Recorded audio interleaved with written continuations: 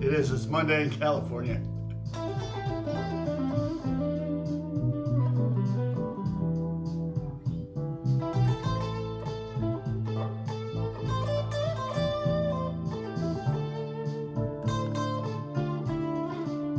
Hey, Zuhar.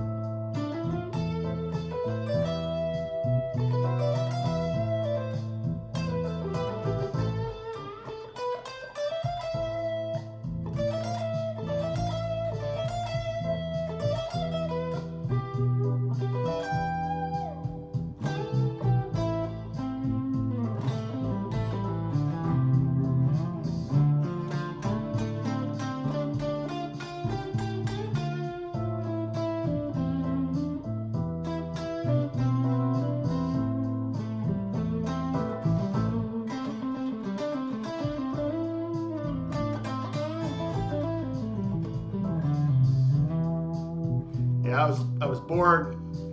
Today was slow, and I thought, well, I got my coffee. I'm like, I should log in, see if anyone's around, see if some of my favorite people are here. And you know what? Got new people. I mean, Zuhar, I don't know how often I've seen you here. Richard, I know you, and Gary, of course. But Mel, you're new. Happy you found this channel after Paul Davis' visit. Yeah. Yeah, I'm trying. I just trying to think of. I've got on my laptop right now. I've got a YouTube video that I'm editing, and it's kind of it's on harmonic, so I'm showing like a bunch of tricks. Like I think there's nine different things that I share in the video, so it's taking me a while. I'm literally think on the second thing. I've got great graphics for it, and so it's going to take me a while. May not be out for a month just because I've got other things going on. But Zuhair on top of the head, nice. Zuhair. All right, I think that's what I said initially, and then I changed it to Zuhar. Zuhair.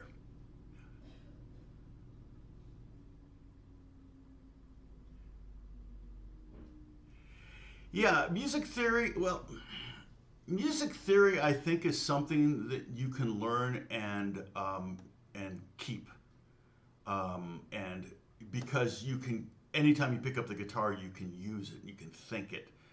Um, uh, Music reading's another thing. It's difficult. um, I'm always reading, so I feel like I think I don't know if I didn't read for a year, would I? Yeah, I would be fine. I could come back and read. I don't know that I would be as fast as I am reading now. But even now, I'm not like there are guys that can just sight read anything. You know, like if you look at some of that orchestra stuff, look at I always like to do this. If I'm listening, like if I want to listen to a symphony or a movie score or something, I'll pull up a YouTube that has the score there so I can see the score go by. And some of that stuff like John Williams wrote for Harry Potter for the strings is insane, and they're reading that. I'm like, how? It looks, if you go through it note by note, it's very random. Let me see if I can pull up something. I don't want to. I'm not going to pull up sound, or I could pull up sound. Let me see. Let's see if I can do it. Let's see, what do I need? Okay, and do another window here. I just need to mute it.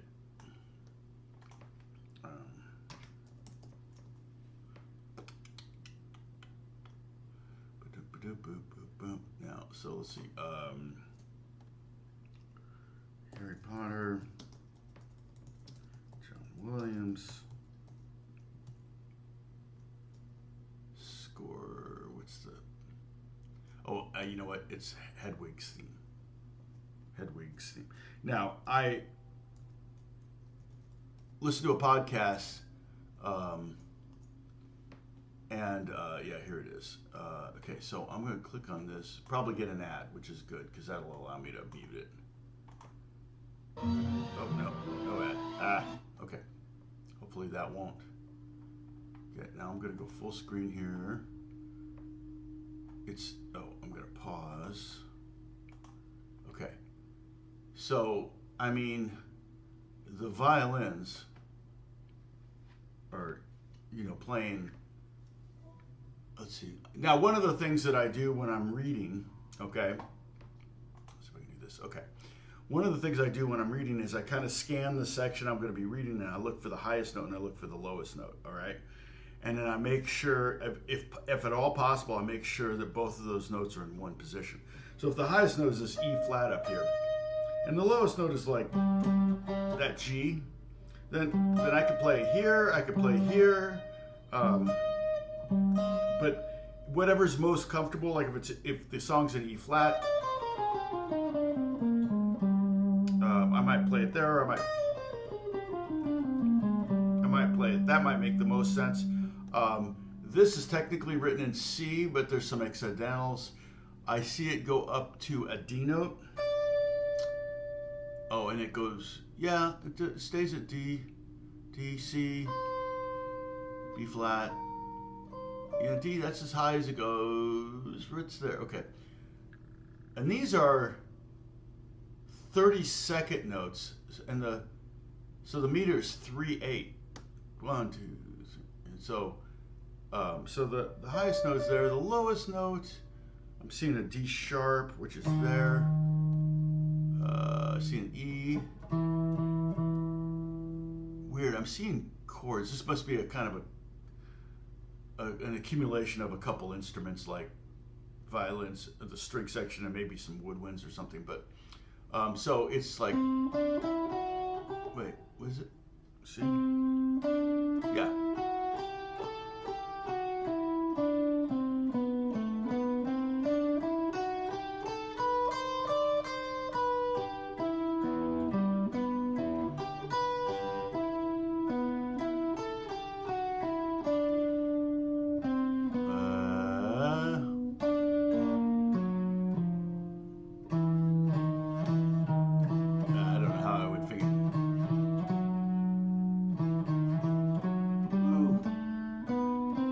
A lot of accidentals.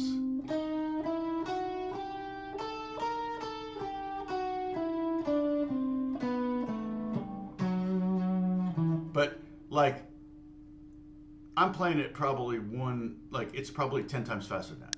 Like, I'm playing it 10% tempo. I have no idea. I'm not going to pull it up because I don't want to have to mute a section of this video. But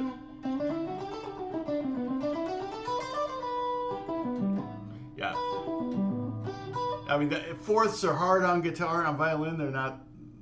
This is on a violin. This would be a fourth, playing like 7th fret to the 5th fret. Fifths are like this, and we have this because they're tuned in fifths. But anyway, yeah. So, but I feel like music theory is the kind of thing you can use every time you pick up the guitar, right? Whether you're writing, whether you're playing some music, whether you're learning songs, whether you're figuring out songs. So for example, here's a good use of music theory. Knowing all of your scales, knowing the chords in those scales. So, and again, I wouldn't say necessarily go through and memorize all the scales like, oh, I need to learn, A flat major scale, A flat, B flat, C, D flat, E flat, F, G, A flat. And now, again, if you know how to play G major, that's just A flat. So on the guitar, that's one of the things that makes guitar easy, but it also kind of makes us lazy because we can just go, oh, okay, you need A flat. I don't really need to know the names of these notes. On piano, you really kind of do need to know the names of the notes because you got to make them, But you can just keep going up and changing different keys and doing the exact same shape. On piano, it's one of those things where you've got to have different finger, you're gonna have different. Now that's the same, but A flat. No. Maybe? I don't know. It's been a long time since I took piano class. And you learn when to shift your fingers, okay? Yep, bass is E, A, D, G. Classical bass can go down to C, though, I think. Yeah, exactly, Gary. That's one of the ways I learned my mandolin chords was when I realized, oh, this is G on guitar, this is G on mandolin, um, and it's not. It's diminished on on guitar. Okay, so let's say we learn the chords. So we learn an A scale, and I've talked about this. Um,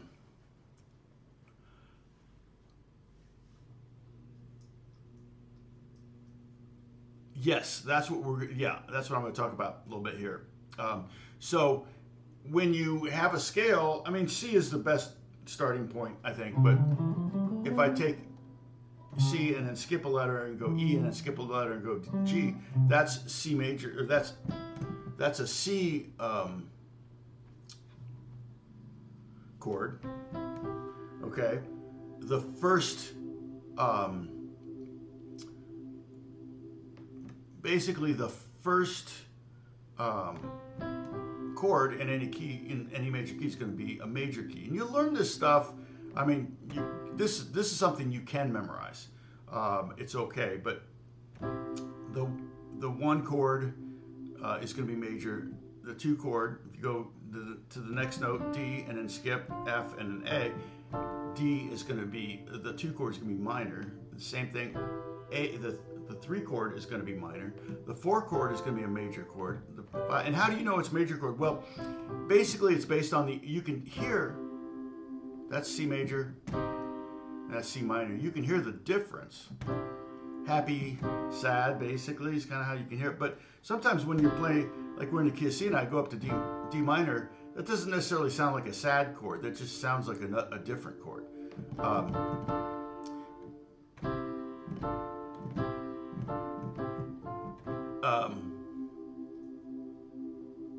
Yeah, and so the key of C is going to be, the key of C major is going to be the same chords as the key of C A minor, but the numbers are going to be different. Like the one chord is going to be A minor in the key of A minor. But so in the key of G, so or key of C, when we go through these and we make all these chords, so the major, it's a major triad because the first interval is a major third, which is the equivalent of 2 whole steps. Okay, and on guitar that's a major third. The next third up, if I go C, E, I go D, F, that's minor. E, G is minor. Then F, A is major. G, B is major. A, C is minor. And B, D is minor, but we technically are not going to have a perfect fifth. We're going to have a diminished fifth, and that's why it's called a diminished triad or diminished chord. And then back to the C chord.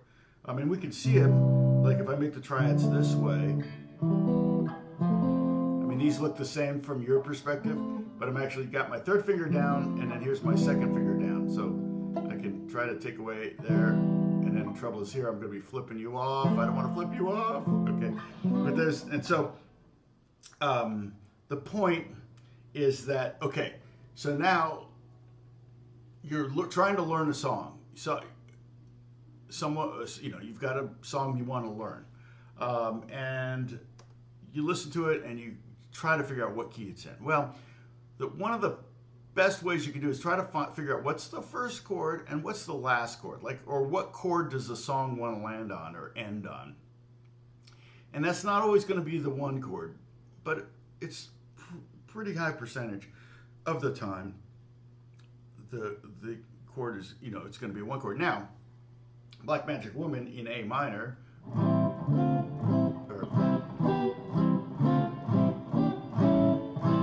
sorry, I'm still sleepy. It's in A minor, and you're only dealing with the 1, 4, 5 in A minor, which are minor. Okay, now I've talked about this before. So if you're figuring out a song, you figure out the key.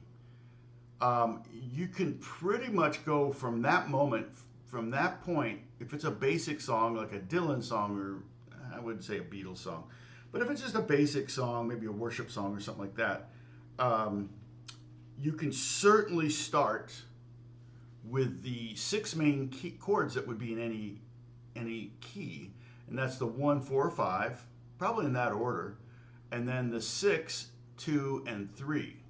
And so it's going to be 3 major chords, the 1, 4, 5, and the 2, 3, 6 are going to be the minor chords in that key. The diminished chord's not really going to show up. You're not going to hear a diminished chord in a lot of songs. I've actually used diminished chord in songs, even in worship songs. And you will hear diminished chords a lot of times in gospel tunes. Like you might hear something like,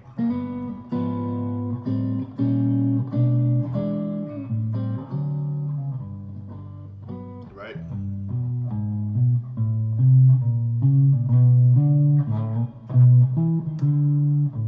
Whatever.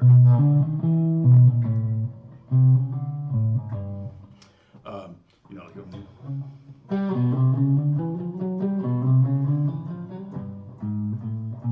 you might hear diminished chords in that context, but for the most part, you're not going to hear a lot of diminished chords. Now, all right, so by figuring out the key or what chord the song wants to land on, knowing a little bit of theory can take you from 24 possible chords, because you have 12 major chords and 12 minor chords. It can take you down to 6 most likely chords. And so that's where music theory can kind of come in real handy. It can really make figuring out a song a lot faster, so you're not having to fish. Once you figure out the songs in C, you can kind of rule out the E chord, the A chord, the D chord. You go, okay, the chords in the key of C are going to be C, F, G, A minor, D minor, E minor. And then when you're playing along with the song and the chord changes, you can go to the F chord first and try that, because that's probably the next most likely chord. And if that doesn't sound right, then rewind the tape, pick up the needle, hit the rewind button, and then play the C again. And then the next most common chord is probably going to be G or A minor. Let's say G. Oh, that's it. Okay. Let's say we're trying to learn, you know,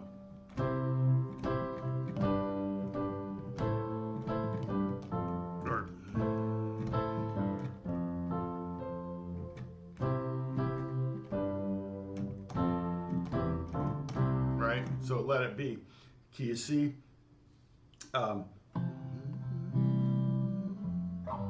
So you might, you know, you'll fish, but you can eliminate a lot of chords. You can go, well, I know, no, not going to be E. Like you wouldn't even try E or A flat. No, you could, by doing a little bit of theory knowledge will help you eliminate a lot of possible guesses and speed up the process. You know, one of the best things you can do, Zuhair, is teach. If you are proficient at guitar, I was teaching by 15, and I'd been playing since I was 9, and I knew how to read.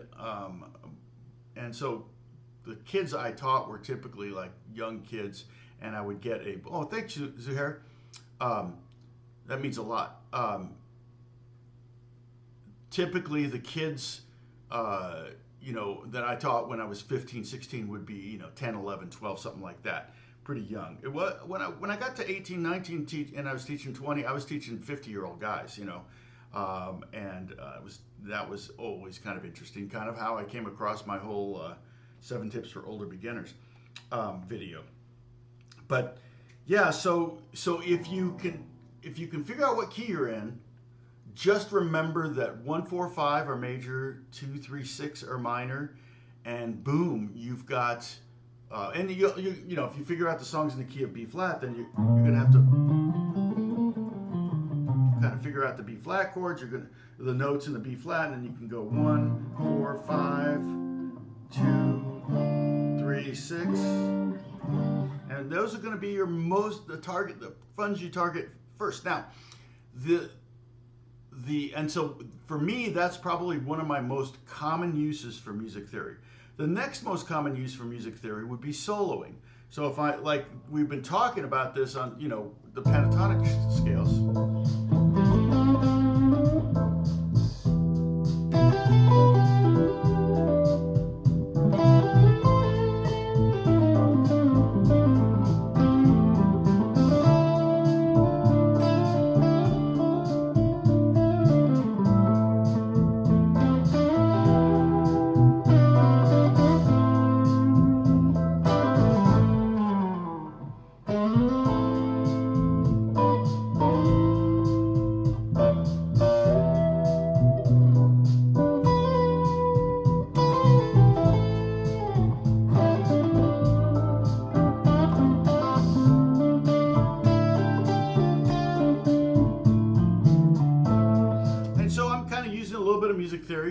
when it goes to the A minor chord, I play A minor pentatonic or A minor scale.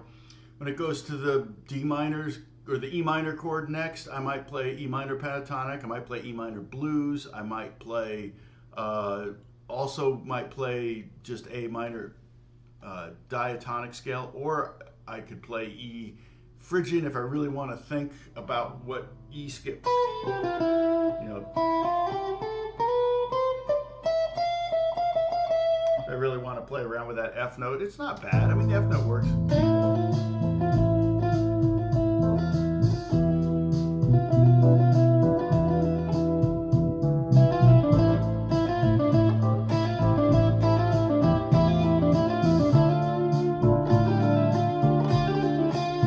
And I know that that F note's going to work really nicely over the D minor, but I also know that E's going to be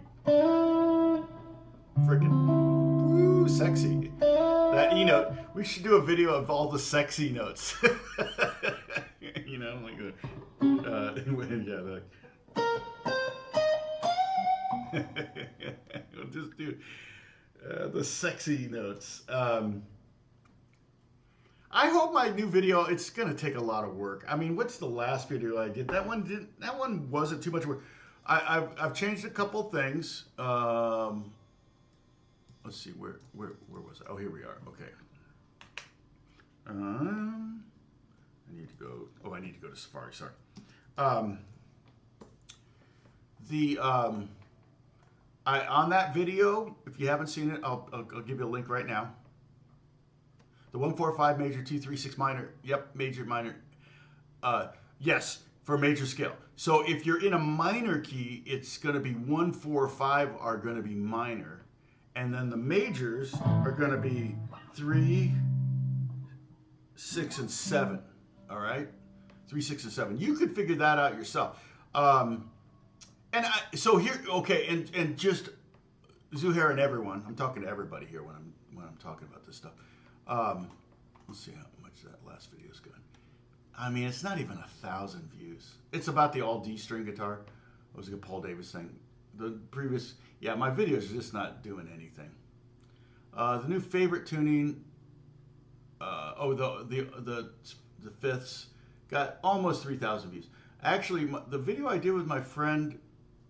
See, DadGad stuff does okay. I need to do more DadGad stuff. People, I don't know why they think of me for DadGad stuff. Let's see how much money I've made. Well, okay, I need to do more DadGad stuff. It's a little over $100 I've made off of 22,000 views. I'm just being honest with you. I don't know how many people tell you how much they make on YouTube. It's not very much. It's been a lot more in the past, and it's so mainly driven by one video, and that video is starting to get less and less. But anytime anybody gives me money like that, Zuhair, I appreciate it 100%. I get 70% of that. So I love you. My love is cheap. And I know it's not for you, it's like people send me money, from all over the world on YouTube. But yeah, there's another, and I know that it's coming from places in the world where it's not necessarily as wealthy as America. Well, there's really not any place as wealthy as America, I guess. All right. But that video I did with my friend, okay, Jeff, yeah, the acoustic mic, okay, that's only 10,000 or 11,000 views. And he helped me out. So every time I get like another, like $35 from that video, and I think I've only hit that once. Yeah. So I'm at $38, and it's I'm still in the last. What is this? 24 hours? 48 hours. I've got 24 views. It's leveling out, but it kind of did when it released, it kind of went flat, and then it started to do this, and like, oh, that's exciting, and it was a mic shootout, But, okay, so back to my latest video. So the last video I did, the all D string one, I actually used a lapel mic. First time for that. A little bit risky because there's no meter on my screen on my camera, and even if there was, it's so far away. Because I'm also trying to up the resolution. I had a ROM. What's the chip you put in the thing you put in the camera? I can't think of what it's called. for the memory. Basically the memory stick for the camera. I had one that could handle HD speeds, and then I can't find it. I think I did one video with it, and now I don't know where it's like it can't be many places. I don't, the cameras rarely. Sometimes I go out to the living room to record, but basically they're always in here. So I sorry, that worked. I don't know. I can make a heart. There it goes. So, memory card. Thank you, Sam. Gosh, I'm waking up still. Coffee's mostly full, so it hasn't really hit the bloodstream. So, but if I use an HD setting, I have to move the camera further away to get me in the picture. So, but so I use the lapel mic, and I'm also recording the guitar at the same time. And so I did a video on harmonics. When I did the clean harmonics, the sound in the room was fine. One of the things that's really difficult to do when you're recording guitar and voice at the same time is to not talk over when you're playing the guitar, and I don't know if I did that yet. I haven't gotten to the distorted part, but as I was listening to the clean part, the sound in the room was fine, and I was talking over it so much I couldn't mute my lapel mic and only use the sound from the computer. So we'll see what happens on the gainier stuff. Hopefully I shut up a little bit, but I just forget because I get in the mode, and I literally, the video it's 20, the unedited video is 26 minutes, and I did it in one take. I mean, I just went for it. But at times I stopped and I went, okay, next point, what's the next point? Oh yeah, that's the next point. That kind of thing. I won't put that in there. I cut all that out. But right now, as it sits, I've gotten through to the second point, maybe through the second of 9 points. And so the video is going to ultimately probably be about 15 minutes long, I think, maybe 20 minutes long. But I've gotten to the second of 9 points, and I've only had to cut out one thing where I messed up. That's pretty good. Usually when I'm filming a YouTube video and I'm talking about something I'm familiar with, it's easy. It's when I'm trying to talk about something I'm not familiar with. One thing I want to do too, and I don't know how much of a lesson we're going to do today, but we've already talked about some good stuff. Hey, Kendo, what's going on? Good to see you. SD card, thank you. Kendo jumped in. Kendo jumped in. Yeah, it's like, how do you not know that? You're like, okay, I'm not lurking anymore. I got to tell Tom. I love you guys. Come on. You guys make me happy. I hope you know that. Work's been a little slow. I always joke that I'll retire when the phone stops ringing, and I'm like, am I retired? And then it gets stupid busy, and it's like, can you guys get together and spread this work out a little bit? Because I'm not, literally not sleeping because I got to get things done. But I think that happens to everyone, right? Do you know floppy disk? Yes, I remember floppy disk because I was just talking about that. In fact, it was so funny. Beth and I were in Pasadena. Oh, I was on my birthday. My birthday was last week. When I'm 64. My birthday was last week, and we went to Pasadena for a couple nights. Not for fun necessarily, but I took my car in. My car's getting old, and the struts have been rattling forever on that thing. I don't actually. I've had the car for 15 years. I don't remember a time when they weren't rattling. And my mechanic misdiagnosed them a couple times, thinking they were maybe the brake pads or something like that. But like when you're driving, you hit a bump or whatever, or even just driving in the roads, just like doing this, it would rattle. And it turns out it was they call it struts. Really, basically, what's the shock absorbers. It's a Volvo what was it, 90? S90? S80? Well, S80, I think. I love this car, and I hardly ever drive. I mean, I live in Los Angeles, and I drive 5,000 miles a year. It's crazy. But I literally work from home all the time. So,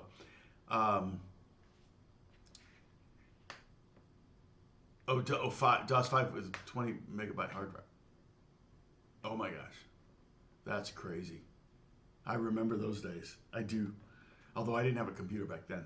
Um, but so I went and got all the struts and the rods. There are a bunch of different things that in the front end suspension that got replaced. It ended up being about $2,500 I spent on my birthday. Now here's my thinking, and tell me if I'm totally wrong on this. My friend who owns one of the biggest car dealerships in LA, maybe the biggest one, Galpin. He's like, well, you have to think of a car. Once it gets to 60,000 miles, it's like 60 years old. You know, it's time to replace it. I'm like, what are you saying, man? I'm like, 60,000 miles? That's insane. It's like, of course you would say that. You're a car dealer. I mean, my car's got 145,000. My last Volvo went about that far. I think it was kind of a lemon. I had a S70, and it just wasn't. It just had so many issues. I finally just traded it in. Got another Volvo, but this one's like freaking like brand. It looks brand new. I love the styling of it. It's a good looking car, and you know, put $2,500 in it. I could write some of that off. It's really not that much considering if I were to buy a new car, it's gonna cost me $40,000 to $50,000. My annual registration fee is going to go from $200 a year to $2,000 a year, or whatever. You know, California, man. Insurance will double. So why? For 5,000 miles a year, it doesn't make any sense. I figure what'll happen is once Beth stops working, and she wants to keep working, but once she stops working, she loves her job. We'll probably consolidate down to one car. We'll probably get like an electric SUV or something like that. And then we can just charge it in the garage, and SUVs are easy to get in and out of as you get older. I hate to admit it. I got into a friend of mine, he had a Corvette. Oh man, dang, that thing's low to the ground. It's like getting out was fine. It was getting in that was like, how do you do this? You know, like when I was a kid, it wasn't a problem, but what says a white chocolate? No, it says coffee. I'm a cheapskate. So it's just a venti coffee, and then I put a lot of cream in it and some sweet and low. So if you're buying me coffee. So yeah, I mean, I feel like the longer you own a car, the more you win. My dad would get a new car every 2 years, but he put 50,000 miles a year on a car. And that was back in the day, the 60s and 70s, you know, where cars just, I mean, 60s cars were made great, but the 70s cars weren't. And 80s cars really weren't. So it was, I mean, that's when we shifted over to Hondas. And then my first car was a Pontiac. I don't think it didn't get to 100,000. It threw a rod. Now, I was a poor kid and didn't probably maintain it. But, okay. So, again, talking about theory and the uses for theory. So, like I said, with this progression, I know the chord progression. It's down here. I can, you know what, I should edit this now to get rid of, where's this one? I can get rid of these parentheticals.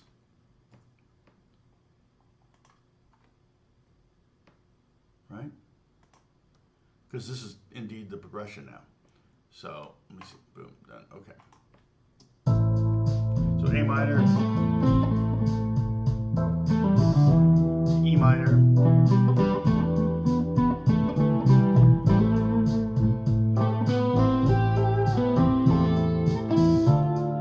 to D minor. So I'm playing that F.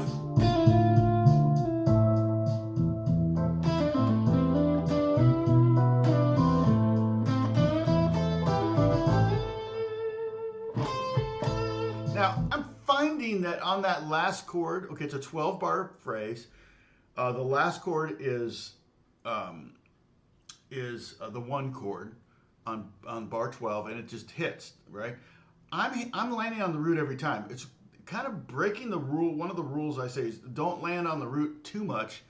I say land on the root a lot, okay? Because it tells your audience that you know where you are. It gives them confidence. If you're always landing on weird notes on the chord, when the chord changes or whatever, or, you know, if you create a phrase or whatever, a lick, and you end it on the root, it tells people, okay, Tom knows where he is. If you're ending on the flat 5, it might be like, whoa, did Tom make a mistake? We don't know. I'm eating my food and I'm not even listening, but I'm kind of listening. My brain is hearing it. And now I'm eating my food and I'm feeling unsure about my life because Tom is unsure about where he is in the chord. I mean, I'm not kidding here. Music is insanely powerful. People will know if someone's got skills or not, even if they're not listening to them.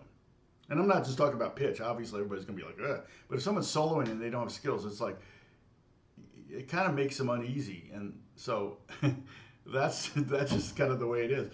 But on this one, I almost feel like, let me end on like a different note if I can. But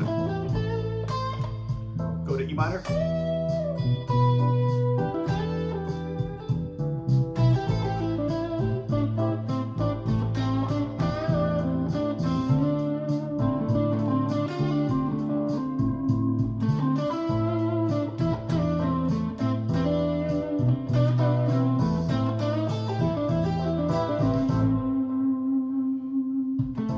Yeah, I mean, if it was the last bar of the whole song, then for sure, it would land on. I think Santana almost always lands on in his case, it's in the key of D minor. He probably always lands on the D a lot on those licks. So you could go through and do that. Hey, Kendo, play that B diminished before going to the E minor.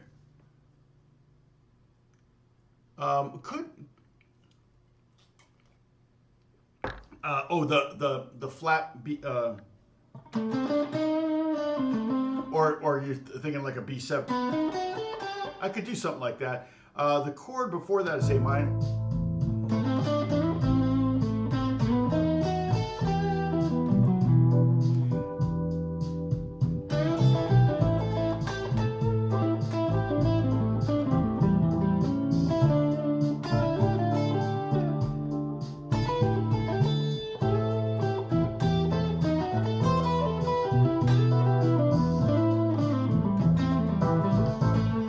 I mean, almost more.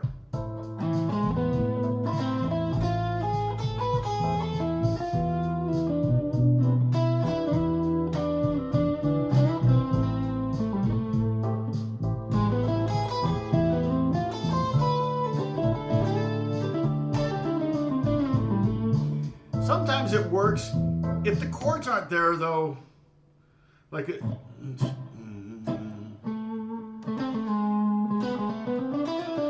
I mean, basically what I'm doing is I'm superimposing an E triad, E major triad, into that A minor pentatonic or into the A minor diatonic scale. What does that mean? All that means, the only difference between E major and the E major chord, which is a triad, 3 notes, and A minor diatonic, which is 7 notes, is 1 note. It's a G sharp. So if you just add that G sharp in there, you don't have to necessarily play an E triad. You can play an E7. That D note, that's the 7th of the E, is in that A minor.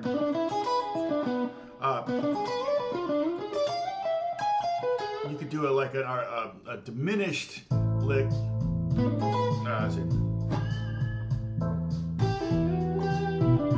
See, it's a little hard because it's an E minor. I might do it be more like I do on a D minor.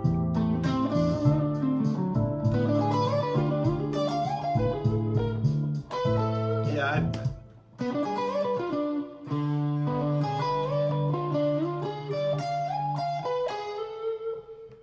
Over the D, I don't know.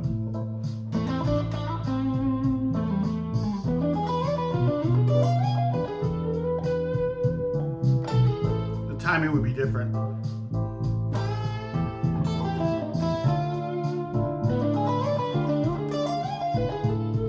That was early again.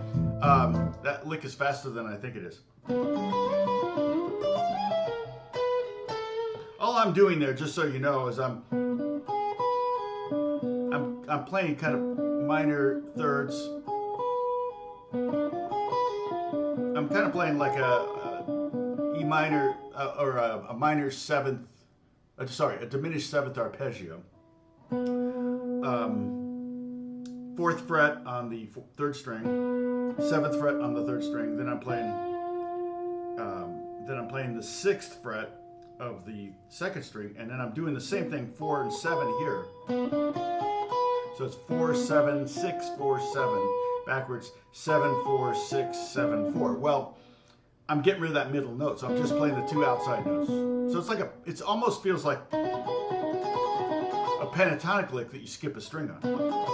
And then as you can do with any diminished lick, you can pretty much almost do it with any 7th lick, is you can move it up 3 frets, move it up 3 frets, move it up 3 frets, or move it down 3 frets, or down 3 frets, like that.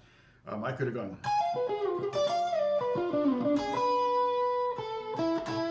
Right, so if I want.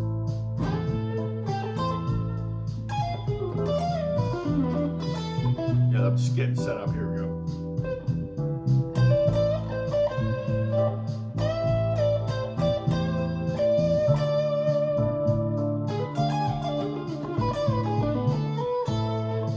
Yeah, I don't really like. I feel like there needs to be that. It almost needs to have. It needs to have like an E7 in there. I do have it's funny because I did do this is the session, this Logic session that I'm using. Why am I looking there? I need to look there. The Logic session that I'm using for our YouTube jams is called Robin Ford because I used it for this. I think it's D minor.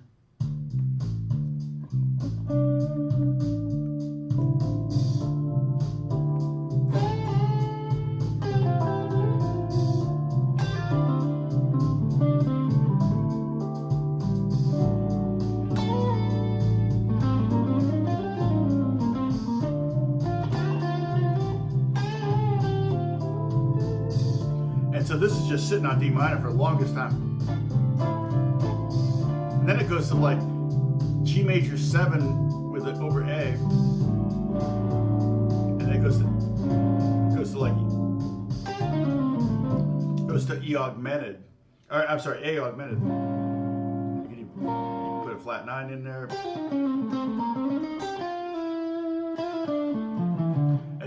So for me, to go to those weird kind of diminished scales or the weird altered scales almost requires that the chord progression have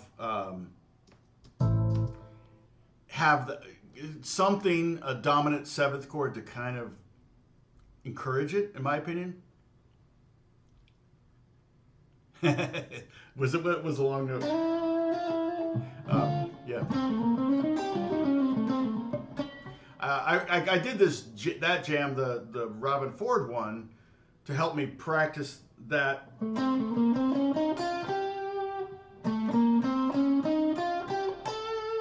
That scale in different positions. I never really worked on it too much.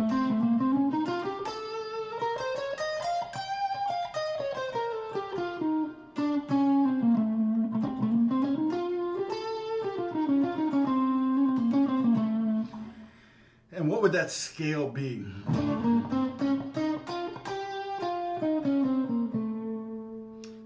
It's a weird thing because it's not D harmonic minor or anything. It's like an A altered.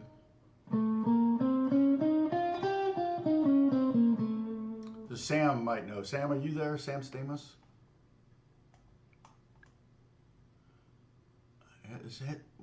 Sam's been here, right? No, maybe not. Oh yeah, Sam's here, or was here. Yeah, so Sam, if I play A, B flat, C, C sharp, and this is the kind of the kicker. So it's not like I could. That I would know would be like the 5th. It would be the 5th mode of D harmonic minor. That scale started on A.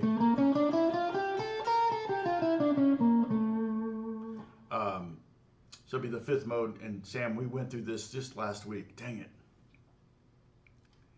It's not suspended. No. Okay, take care, Zuhair. Great to see you. Thank you for your financial love. It means a lot. It really does. Yeah, my new video, maybe I can get it done this week. I don't know. It just depends. It just depends. I kind of created a video that might be a monster, and I'll get 1,000 views. It'll drive me crazy. I probably need to do more jam tracks. I definitely need to do more videos on Dadgad.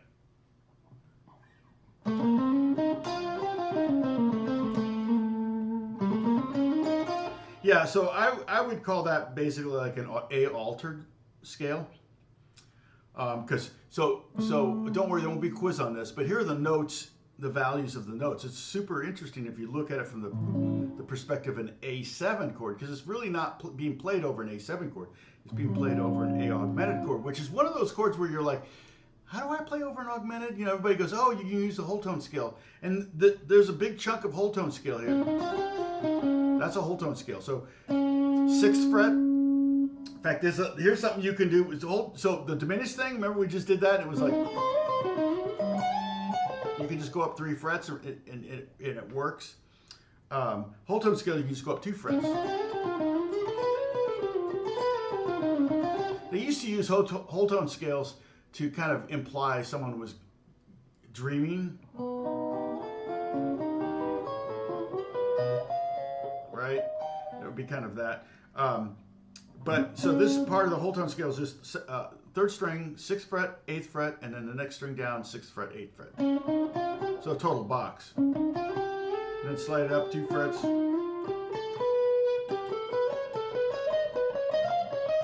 And that gives you that kind of implied.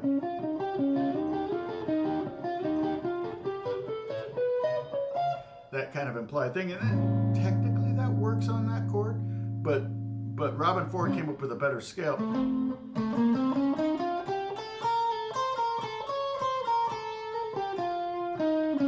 He had the E flat in there, so there's no E, so definitely, so you could play this over A7 flat 5 or A7 sharp 5, because it's got both.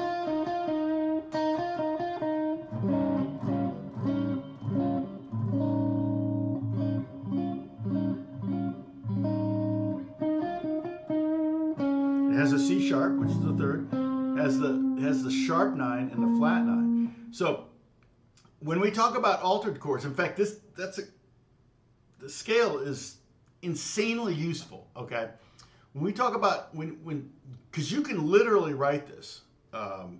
Sam, you may know this, but you can literally write A7 alt. All right, and what that says.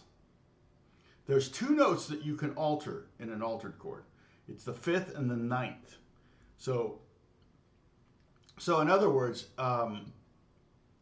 basically, I would say that an altered chord would contain both an altered 5 and an altered 9. I think the easiest way to see the altered chord, all right, is to let's and again, there won't be a quiz on this, so don't stress if this is like wait, what? Okay, but if we play an E9 chord, all right, we're going to simplify it, but E9 is just this. I call it the James Brown chord. Okay, well, if we just take the top 4 notes, we have the 6th fret of the 4th string, and then 7th fret of the rest. All right, you want to hit that low E string in there. So that's a pretty easy chord to play. In fact, all of these altered chords are going to fit really nicely into the human hand. All right.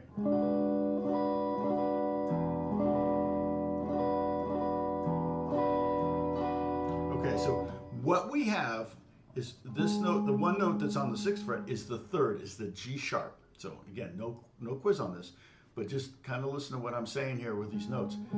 So G sharp, and then here, this tritone away is the 7th. And we've talked about this before, where you can imply an E7 chord, which is a 7th chord, or any 7th chord with just 2 notes, the 3rd and the 7th, and those are called the guide tones. If you have a bass player, he's going to, right? And you can,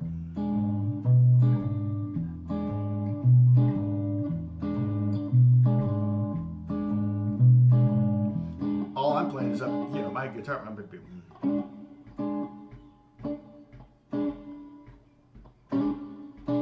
Right? So those are the guide tones. Those aren't going to change. The next two notes we have here, the second string at the 7th fret is the 9th. Okay? And then the 7th fret on the top string is the 5th. So we have the 3rd, the flatted 7th, the 9th, and the 5th. Okay. So when you alter, an altered chord can have either a flat 5 or a sharp 5, and a flat 9 or a sharp 9. I think it should have, one of those should be altered. Now, I've actually seen flat 9, sharp 9 written, like A7, sharp 9, flat 9, which is crazy because you're basically going to have, you're going to have those, all of those notes in the scale, or in the chord. So finding a way to voice it on piano is super easy. On guitar, it's like, so usually you eliminate one of them, and you're probably going to do something like, so, but check this out. Let's go to the top two strings, all right? All right, so we have, I'm sorry. 7th fret, top two strings, okay? This is the 9th, and this is the 5th, right? If I want to flat the 9 and flat the 5th, I just go like this, right? If I want to sharp the 9 and sharp the 5th, both, I go like this. Now, which is which? This is the 9th, this is the 5th. So if I want to go flat 9, sharp 5, I do this. And if I want to go sharp 9 and flat 5, I do this. Okay? So let's listen to all those, that's 4 different iterations. We have both flatted, both sharped, the 9th flatted and the 5th sharped, or the 9th sharped and the 5th flatted. All right? So check this out. Here's just the E9. Okay, here's both of them flatted.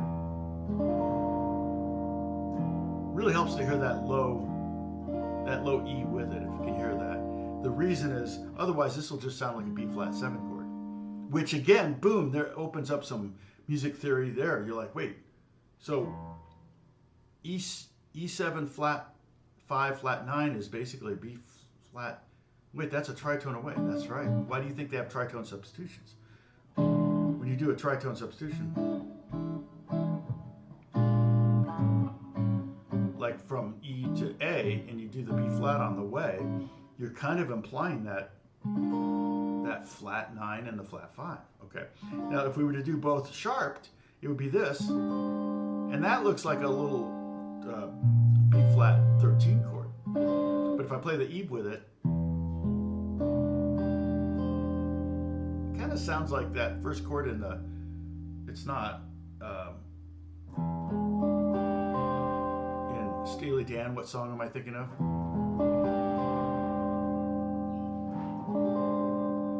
Okay, but now it can be fun too if you mix them up. So now I've got a flat 9 and a sharp 5, and I've got the 7th and 3rd are still there. Or if I do the opposite, I do a flat 5 and a sharp 9, I get this. Okay? Now, back to A, if I did, so that the reason I chose that is because it's really easy to see the 5 and the 9, okay? Because it's just the top two notes on the E9 chord, okay? And that would be true of G9 or C9. There's C9 flat 5, flat 9, C9 sharp, C7 sharp 9, sharp 5. That's a common thing to do, to take the sharps and then take them to flats and then go to the tonic chord. This is because it kind of implied this is a 5 chord. So if we're at 5, if this is a 5 chord, we're in the C chord. That means it's the 5th of F. So here we go, right to the F chord. That's beautiful.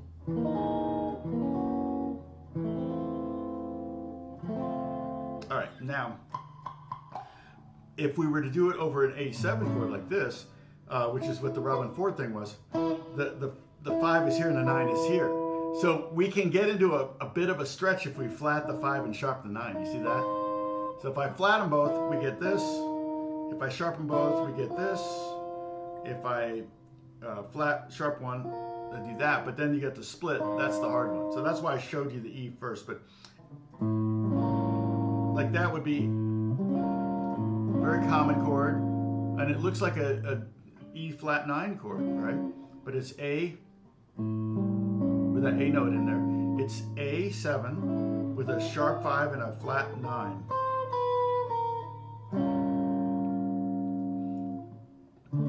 Then once you go to D major, you go to D minor. And that's what this kind of does. Oh, wait. Sorry, I'm in the wrong spot.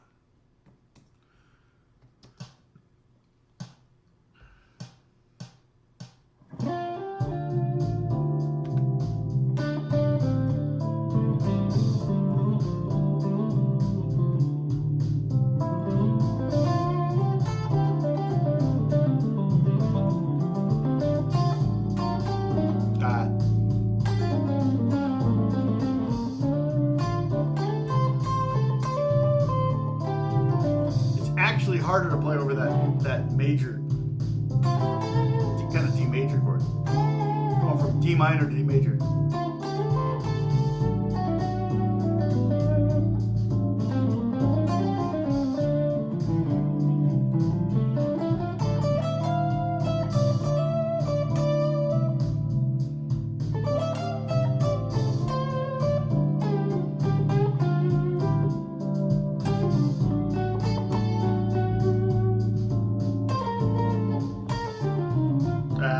What would it be here?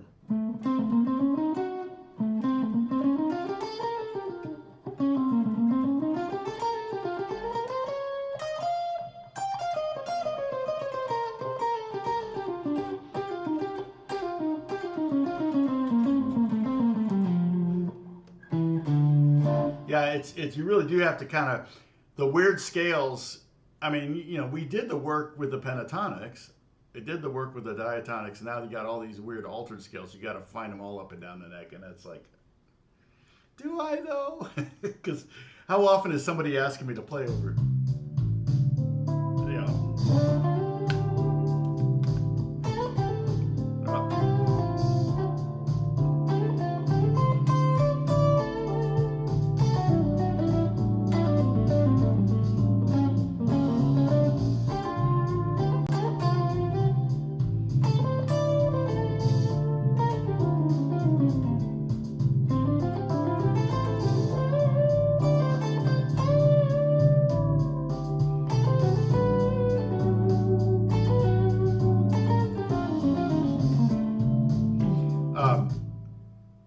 I actually kind of like the sound of that altered scale over the D minor just straight out. I see. You can kind of hint at it a little bit, maybe. This is the. I'm like, I'm not even sure what. Because a chord isn't just a chord. You can't always play over a chord. As if it was a standalone chord. If we were jamming over this,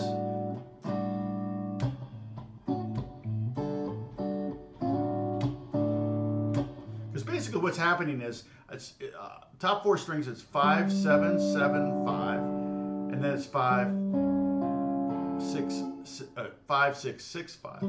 So basically taking these 2 notes here to there, and it's kind of coming from D minor here.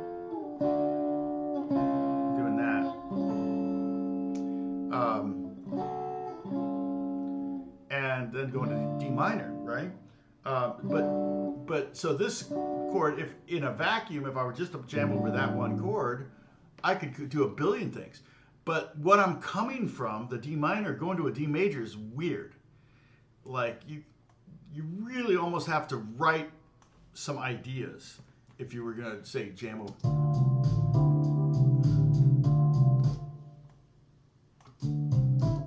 Here it is here.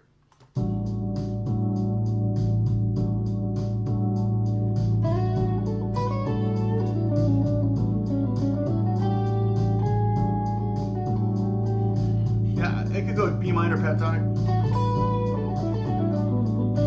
But I like the C sharp there. The G's okay, so I could go pure B minor.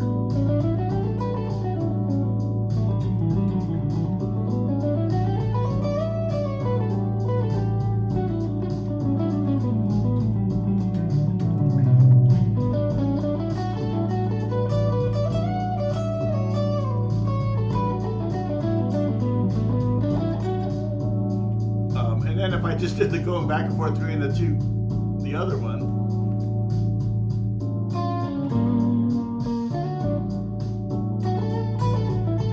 Oh wait, I added a beat or half a beat. There we go.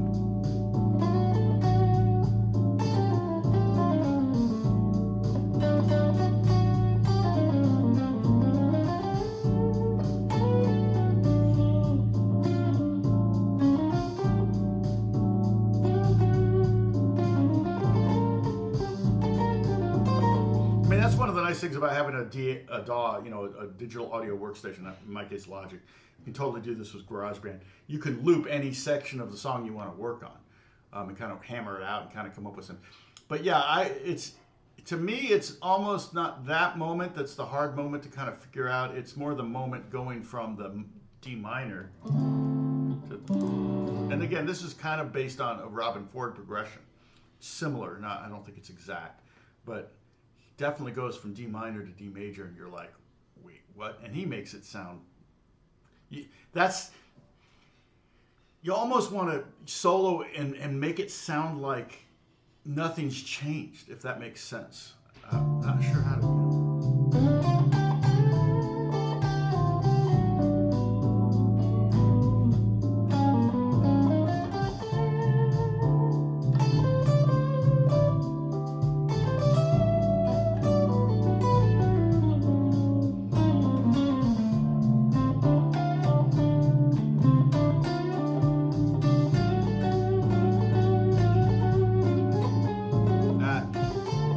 Kind of cool. So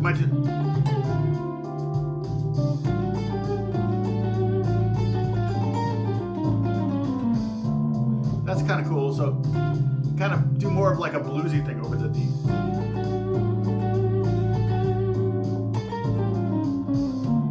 And then you just play that A scale. That's kind of cool. That would be an approach, and that was kind of accidental. It's why you just, I'm not going to say it, but you F around.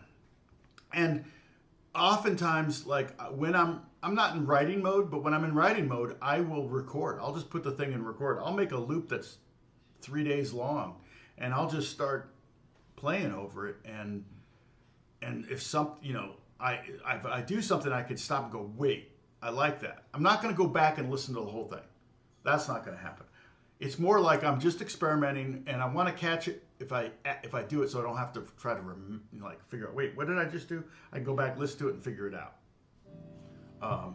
Usually, it's just moments after the genius that I have ordained. No one's. Is anyone here?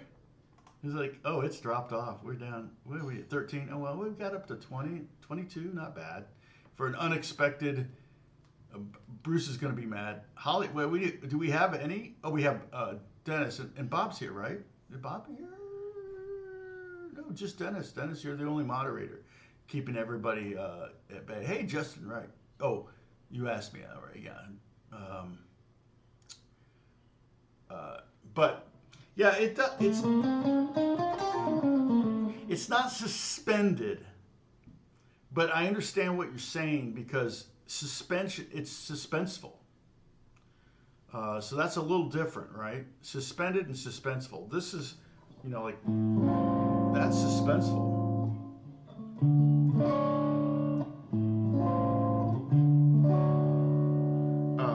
Suspended would be more like this. That's a suspended chord. Where and it doesn't have to always be the fourth down to the third. It could be the sixth. It can be the 2 to the 1.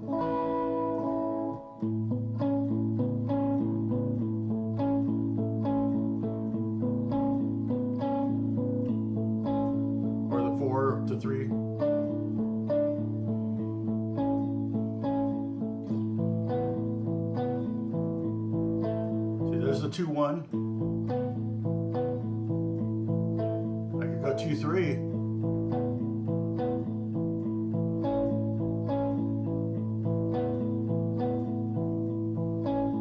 I could go 4-1, 4-3.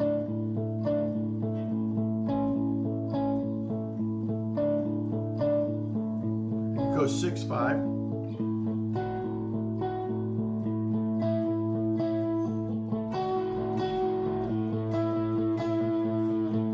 Love that sound. That's a great sound. There's a song.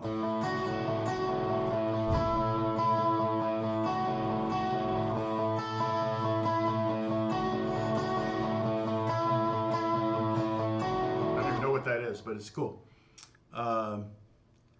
Here and accounted for, sir. Awesome. Thank you. Alonzo, what's going on? Yeah, we've been touching a lot. If you're just tuning in, or if you're watching later or whatever, you might want to go back in this video. I'm chit-chatting. It's tough. I know. I don't really stick to the subject. We kind of got off a little bit on altered chords and crap like that. But there's some stuff in there that if you're already a guitar player that's been playing a while, you might want to go back and watch some of this stuff. I think you'll get something from it. Hopefully, I could go deeper on this thing, but it's like. I wonder if I get negative views on YouTube, because it's like, man, I work hard on these videos and they get 1,000 views. It's just like, and I've got 40,000 subscribers. You know, I'm gonna get to 100. I'm gonna get to 150. I'm sure. I don't think I'll ever get to 1 million. That's a difficult task, and I'm just not as committed to it. And my video that's really generated so much of my views, revenue, and everything, that video is getting older and older and older, and it's just falling out of the algorithm. So, do you make recording or use a loop pedal? I make recordings, yeah. I have a loop pedal. You know what? I'm just really lousy at tapping at exactly 4 bars or 1 bar or whatever. I can't even tap a tempo, and get it right. I don't know what it is with my foot. I usually program tempos on a pedal board for a song or something, because Alex kills. He can tap it and he'll be within 0.2 or 0.3 of the actual tempo. If I tap it and the tempo is 74, it'll be 78 or it'll be 70. I'm like, that's not close enough. Oh, awesome, Lonzo. I appreciate that. Yeah, I know there's a lot of, it's almost always the same 10 people commenting, and I'll have 30 people up there. So I know that's the case. Oh, hey, Audio Murphy, you're very welcome. Yeah, and the other videos that I do that do fairly well. Let's see. I have it up. If I click on views, the 7 tips is over 4 million views. That's just amazing. 5 songs with only 2 chords is my second one. It's 706. And then play most any. I get comments. People say most isn't a word. Play most any. It's almost. I'm like, yeah, I know, but it's colloquial. I could change it, but play almost any song in DADGAD. Again, DADGAD. Any DADGAD video. Play most any song in Open D is the next one. Some fun chords in Open G is an old one. This one is from 2013. That one is 12 years old, almost 12 years old, and it is one of my, it's still getting, it's gotten 42 views in the last 48 hours. So I'm foolish to not do more open tuning videos. In fact, I've got to come up with some kind of hook or something to do. No, I want the last 28 days. That's fine. Okay. Some kind of hook to do. Now, in the last 28 days, I've only made less than $2 on that video. But that's $2 a month.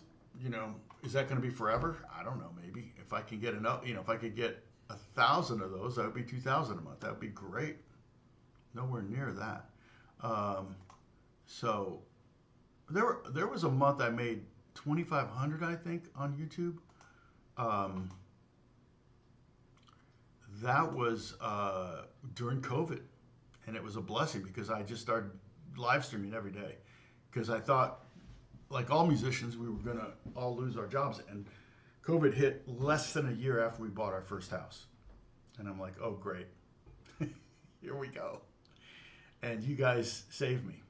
So yeah, so who knows this, but it definitely looks like the open tuning stuff, man. It's like,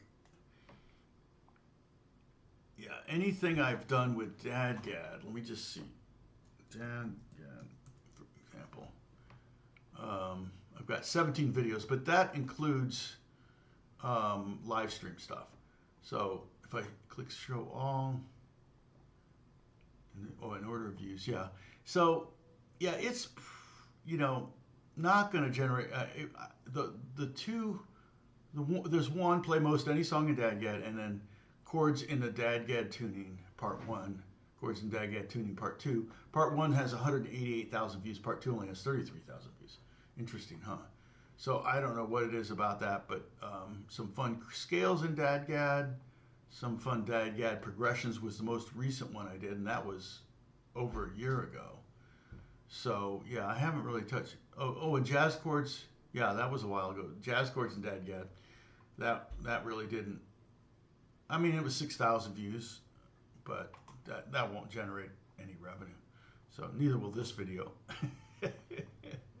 Nobody's here anymore. Everybody's taking off. So I guess everybody feels like I'm signing off, and they got to get going. I may log on again before the end of the week and go later in the day and see what happens, because there's a lot of people in Asia and in Australia that won't see me because they're in bed right now. So that makes sense. Okay. Anyway, I'll sign out. I'll talk to you guys later. Thank you so much for hanging out with me. I will see you soon. Bye.